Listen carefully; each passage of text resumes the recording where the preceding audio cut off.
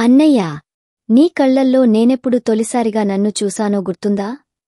నేను ఇప్పుడు ఈ కథ చెబుతున్నప్పటికీ ప్రతి మాట నా హృదయంలో నుండి వస్తోంది. నేను నీ చెల్లెల్నే అయినా మన బంధం ఊహించినదానికంటే ఎక్కువగా మారిందన్నయ్యా. నేను పుట్టింది మా తాతయ్య ఊరిలో, చిన్నపల్లె, నల్లటి నేలలు, కాపురాలు, కొబ్బరితోటలు. నీవు నాకు తల్లిదండ్రులు లాంటివాడివి అన్నయ్యా. నన్ను చేత్తో పట్టుకుని బడికి తీసుకెళ్లే రోజు నువ్వు నన్ను ఎలా చూసేవాడవో అప్పుడు అది అనుభవంగా అనిపించలేదు, కాని ఇప్పుడు అది ప్రేమగా అనిపిస్తోంది. చిన్నప్పుడు నీ ఒడిలో నిద్రపోయిన ప్రతి రాత్రి నాకింకా గుర్తుంది అన్నయ్యా. కాలం గడిచింది. నేను పెద్దవుతున్నా. నీవు కూడా ఇంటర్మీడియట్ కంప్లీట్ చేసి నువ్వు బిరుదు చదవడానికి నగరానికి వెళ్ళిపోయావు. నీవు లేని ఇంటి భిక్షే వేసినట్టు అయిపోయింది. నా నవ్వు తక్కువయ్యింది.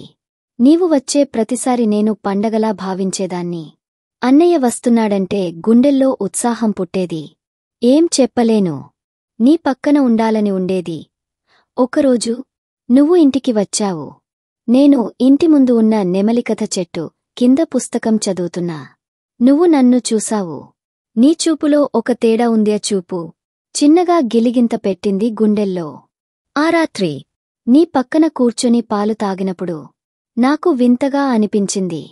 నీవు నవ్విన తీరు, నా చెవిలో ముసురుగా వినిపించిన నీ శబ్దం. ఒక క్షణానికి నువ్వు నన్ను చెల్లిగా కాదు, ఒక అమ్మాయిగా చూసావేమో అన్న అనుమానం కలలా మారింది. తరచు నీ పేరునే నాలోనే పలుకుతూ గడుపుతున్నాను. నీ మెసేజ్ కోసం చూస్తూ ఉండటం, నువ్వు కాల్ చేస్తే ముచ్చట్లు తీరకపోవడం. ప్రేమ అంటే ఇదేనా అన్నయ్యా? లేక ఇది మన బంధానికి దగ్గరగా వచ్చిన ప్రేమ అనే చీకటి దారితా? నీకు చెప్పలేని ప్రేమను నాలోనే దాచుకుంటున్నాను. నీ చెంతకి వెళ్ళి చెప్తే నన్ను తిరస్కరిస్తావా అన్న భయం, కాని నువ్వు అదే భావిస్తున్నావా అన్న సందేహం ప్రతిరోజూ నన్ను నీ గురించే ఆలోచింపజేస్తుంది. మన మధ్య బంధం మనకే అర్థం కావడం అంతేనా? లేక మానవ ప్రేమకి ఆధ్యాత్మిక ప్రేమకి మధ్య తేడా ఏమిటి అన్నయ్యా? ఈ ప్రేమను ఓ బంధంగా భావించాలా, లేక ఓ పాపంగా మిగిలిపోతుందా అన్నయ్యా? నేను నీ చెల్లెల్ని అయినా నా మనసు నిన్ను ఆశపడుతుంది. ఇది తప్పా? లేక ప్రేమకి పరిమితి ఉండదా? అన్నయ్యా, నన్ను ఎప్పుడూ చెల్లెలుగా మాత్రమే చూడవా? లేక నీవు నాలో ఏదో మారిన భావాన్ని గుర్తించావా? ఆ రోజు మళ్ళీ గుర్తుంది అన్నయ్యా. నువ్వు మళ్ళీ ఊరికి వచ్చావు.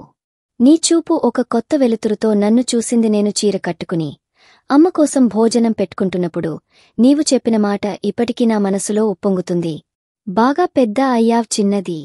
ఇప్పుడు బాగా తెలివిగా, అందంగా కనిపిస్తున్నావు. ఆ మాటలు నా గుండె తడిగా చేశాయి. ప్రేమగా, కాని భయంగా కూడా. ఆ రాత్రి మళ్ళీ మనిద్దరం పాత రూటీనే. నీ రూంలో నా పుస్తకాల గురించి మాట్లాడుకుంటూ పడుకున్నారు. ఒక క్షణం నువ్వు నా ముఖం వైపు చూశావు. నేనింకా నిన్ను గమనించను అనుకున్నావేమో, కాని నీ చూపులో ఏమో కొత్త ఆశ్చర్యం, ఆశ ఉంది. నీ మౌనం ఏదో చెబుతోంది అన్నయ్యా. నీవు కూడా ఈ బంధాన్ని మించి ఏదో అనుభవిస్తున్నావు. నేను నిజంగా చాలా భయపడ్డాను. ఎందుకంటే ఈ ప్రేమ మాటల్లో చెప్పలేనిది. నీ ముందు ఉండగానే గుండె దడపడుతుంది. కాని ఈ బంధం మించే మాట విన్నదేలేదు. నన్ను ప్రేమించటం తప్ప అన్నయ్యా? నేను నీకోసం గుండె చప్పుడేస్తున్నాను అన్నమాట చెప్తే నీవు దూరమవుతావా? ఒకరోజు నీ చేతికి మోసం వేసుకుంటుంటే నా వేళ్లు నీ వేళ్లను తాకాయి. నీవు ఆ స్పర్శను ఆపలేదు. నీ శ్వాస నాకెందుకో దగ్గరగా అనిపించింది. ఆ ఒక్క క్షణం మన మధ్య ఏదో మారిపోయింది అన్నయ్య. ఆ రోజు నువ్వు కొద్దిగా మాట్లాడిన మాటలు చిన్నది.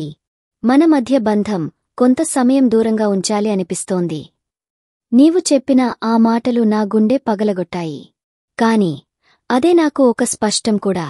నీవు కూడా నన్ను ప్రేమిస్తున్నావు, కాని భయపడుతున్నావు.